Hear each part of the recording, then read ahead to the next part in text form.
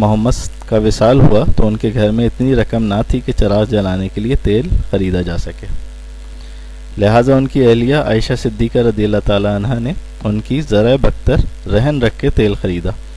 لیکن اس وقت بھی محمد صلی اللہ علیہ وآلہ وسلم کے حجرے کی دیواروں پہ 9 تلواریں لٹک رہی تھیں۔ وہ کہتی ہیں میں نے جب یہ واقعہ پڑھا تو میں نے سوچا کہ دنیا میں کتنے لوگ ہوں گے جو مسلمانوں کی پہلی ریاست کی کمزور اقتصادی حالت کے بارے میں جانتے ہوں گے، لیکن مسلمان آدھی دنیا کے فاتح ہیں، یہ بات پوری دنیا جانتی ہے، لہٰذا میں نے فیصلہ کیا کہ اگر مجھے اور میری قوم کو برسوں بھوکا رہنا پڑے، پختہ مکانوں کے بجائے خیموں میں زندگی بسر کرنی پڑے،